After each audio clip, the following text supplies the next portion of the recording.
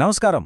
ఈరోజు మనం ఒక అత్యంత ఆసక్తికరమైన అలాగే వాతావరణ శాస్త్రంలో చాలా ముఖ్యమైన అంశాన్ని చూడబోతున్నాం. అదే పోలార్ వోర్టెక్స్ లేదా ధ్రువ సుడిగుండం. ముఖ్యంగా యూపీఎస్సీ 2026 ప్రిలిమ్స్ రాయబోతున్న అభ్యర్థులందరికీ ఈ కాన్సెప్ట్ గురించి ఒక సమగ్రమైన విశ్లేషణ ఇవ్వబోతున్నాను. ఇదెంత ముఖ్యమంటే ఈరోజు మనం మాట్లాడుకోబోయే ప్రతి ఒక్క పాయింట్ మిమ్మల్ని అర్ధరాత్రి నిద్రలో లేపి అడిగినా సరే తడబడకుండా చెప్పేలా మీ మైండ్లో ఫిక్స్ అయిపోవాలి. సరేనా? ఇక ఏమాత్రం ఆలస్యం చేయకుండా మొదలు పెడదాం. ఈ విశ్లేషణలో మనం కవర్ చేయబోయే ముఖ్యమైన టాపిక్స్ ఇవే. వార్టెక్స్ అసలు నిర్వచనం ఏంటి? స్ట్రాటోస్పిరిక్ మరియు ట్రోపోస్పిరిక్ రకాల మధ్యున్న తేడా ఏంటి?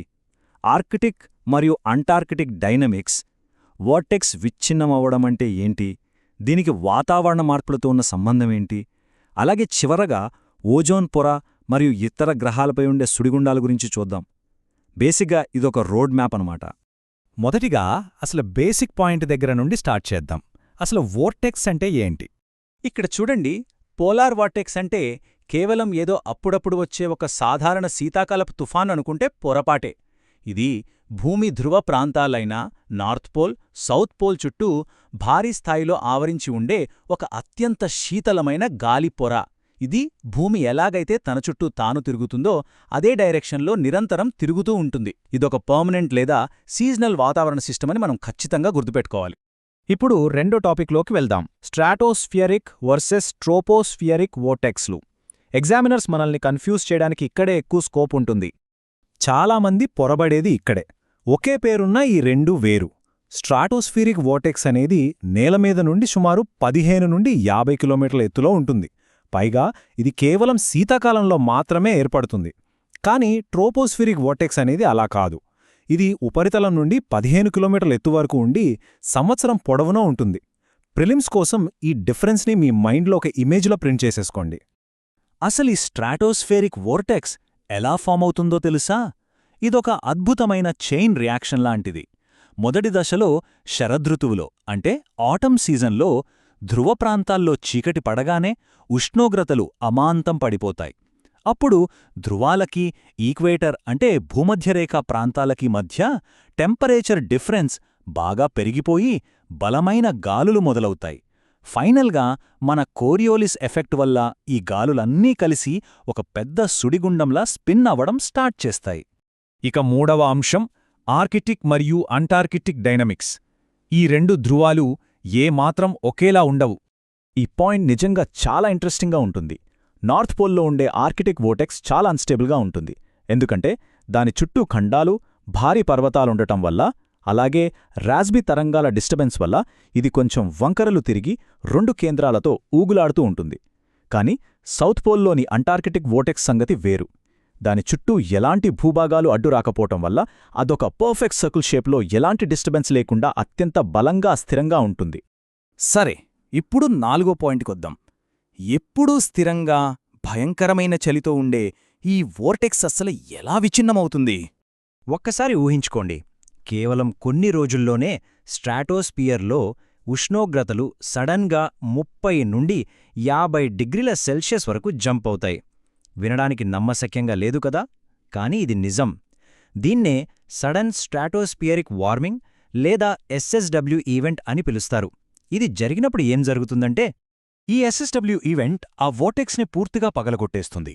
అప్పటివరకు అపసవ్య దిశలో అంటే కౌంటర్ క్లాక్వైజ్లో తిరిగే గాలులు సడన్గా క్లాక్వైజ్లోకి మారిపోతాయి. దీనివల్ల పుట్టే వాతావరణ షాక్వేవ్లు కిందకు అంటే ట్రోపోస్ఫియర్లోకి చొచ్చుకొచ్చి ప్రపంచవ్యాప్తంగా వాతావరణ నమూనాలను, అట్లాంటిక్ మహాసముద్రంలోని గల్ఫ్ స్ట్రీమ్ లాంటి ప్రవాహాలను కూడా డిస్టర్బ్ చేస్తాయి. ఇది యూపీఎస్సీ ఎగ్జామ్ పాయింట్ ఆఫ్ వ్యూలో హైలీ స్కోరింగ్ ఏరియా. ఇక్కడొక అద్భుతమైన పారాడాక్స్ ఉందండి. వినడానికి కొంచెం విచిత్రంగా అనిపించొచ్చు.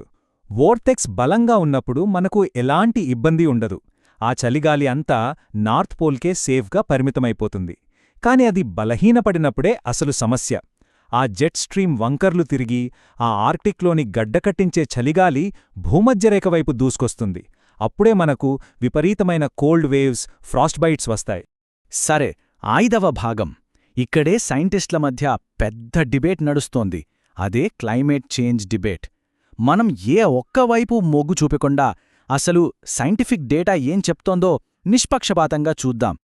మోడర్న్ మీటియోరాలజీలో ఇప్పుడున్న అతిపెద్ద ప్రశ్న ఇదే. వేగంగా వేడెక్కుతున్న ఆర్కిటిక్ ప్రాంతం వల్లే నిజంగా ఈ జెట్ స్ట్రీమ్ బలహీనపడుతోందా? రాబోయే పరీక్షల్లో ఇలాంటి క్రిటికల్ అనాలిసిస్ క్వశ్చన్స్ అడిగే ఛాన్స్ చాలా చాలా ఎక్కువ. ఈ విషయంలో బాగా పాపులర్ అయిన ఒక థీరీ ఉంది. అదే ఫ్రాన్సిస్ వాల్రస్ హైపోథెసిస్. ఈ థీరీ ఏం చెప్తోందంటే, ఆర్కిటిక్లో సముద్రపు మంచు కరిగిపోవడం వల్ల ఆ ప్రాంతం చాలా త్వరగా వేడెక్కుతోంది. దీనివల్ల ధృవాలకు భూమధ్య రేఖకు మధ్య ఉండాల్సిన ఉష్ణోగ్రతల వ్యత్యాసం తగ్గిపోయి జెట్ స్ట్రీమ్ బలహీనపడి ఆ చల్లటి గాలంతా సౌత్ వైపుకు లీక్ అయిపోతోందని వీళ్ళ వాదన. దీనికి ప్రధాన పరిశోధకురాలైన జెన్నిఫర్ ఫ్రాన్సిస్ ఏమంటున్నారో ఇక్కడ చూడండి. ఈ మొత్తం ప్రాసెస్కి ముఖ్య కారణం వాటర్ వేపర్, అంటే నీటి ఆవిరి అని ఆమె నొక్కి చెప్తున్నారు. నీటి ఆవిరి అనేది ఒక శక్తివంతమైన గ్రీన్హౌస్ వాయువు కదా. అదే ఈ వాతావరణ అస్థిరతకు, యాంప్లిఫికేషన్కు మెయిన్ ట్రిగ్గర్ అనేది ఆమె గట్టి నమ్మకం. అయితే నాణ్యానికి మరోవైపు కూడా ఉంటుంది కదా. దీనికి పూర్తి భిన్నంగా కొంత డేటా మన ముందుంది. అత్యంత అధునాతనమైన పామిప్ మోడల్స్, అలాగే 2021 నాటి గ్రీన్లాండ్ ఐస్ కోర్ డేటా ఏం చెప్తున్నాయంటే, సముద్రపు మంచు కరగడానికి ఈ జెట్ స్ట్రీమ్ అస్థిరతకు పెద్దగా సంబంధం లేదు. ఈ జెట్ స్ట్రీమ్ మార్పులనేవి పదే పదే జరిగే ఒక సహజమైన వాతావరణ ప్రక్రియ, అంటే నేచురల్ వేరియబిలిటీ మాత్రమే అని డేటా వాదిస్తోంది. ఈ రెండు భిన్నమైన అభిప్రాయాలు మనకు అవగాహన ఉండటం చాలా ముఖ్యం. ఇక మనం 6వ అలాగే చివరి భాగానికొచ్చేశాం. ఇక్కడ మనం ఓజోన్ క్షీణత మరియు వేరే గ్రహాలపై ఈ వోటెక్స్లు ఎలా ఉంటాయో చూద్దాం. ఇది ఎగ్జామ్లో ఖచ్చితంగా గుర్తుంచుకోవాల్సిన మరో కీలకమైన పాయింట్. అంటార్క్టిక్ దగ్గర మనం ఓజోన్ రంధ్రం, ఓజోన్ హోల్ అని ఎందుకంటాం?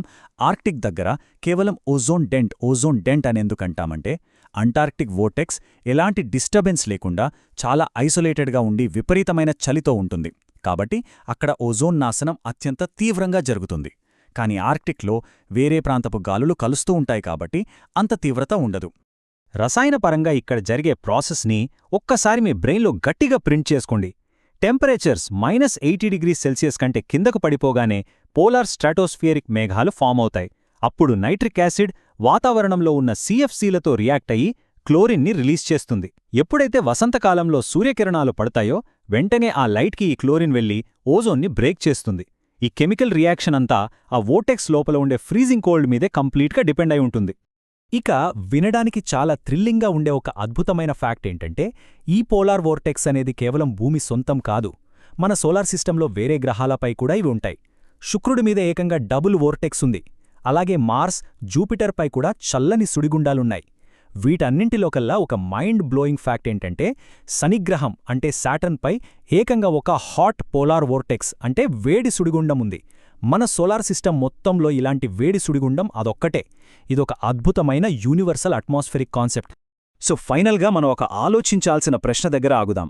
వాతావరణ నమూనాలు మారుతూ ఈ ప్లానెటరీ వేవ్స్ షిఫ్ట్ అవుతున్న కొద్దీ రాబోయే దశాబ్దాల్లో ఈ అత్యంత సున్నితమైన గడ్డకట్టించే ధ్రువ సుడిగుండాల సమతుల్యత ఏమవుతుంది? భవిష్యత్తులో రాబోయే డేటా మనకి ఇంకెన్ని నిజాలను చెప్తుందో చూడాలి. యూపీఎస్సీ అభ్యర్థులందరికీ నా రిక్వెస్ట్ ఒకటే, ఈ కీలకమైన పాయింట్స్ అన్ని మీ మైండ్లో గట్టిగా ఫిక్స్ చేసుకోండి. నిద్రలో అడిగిన ఒక్క పాయింట్ వదలకుండా చెప్పేలా పదే పదే రివైజ్ చేయండి. మళ్ళీ ఇంకో అత్యుత్తమమైన విశ్లేషణతో కలుద్దాం.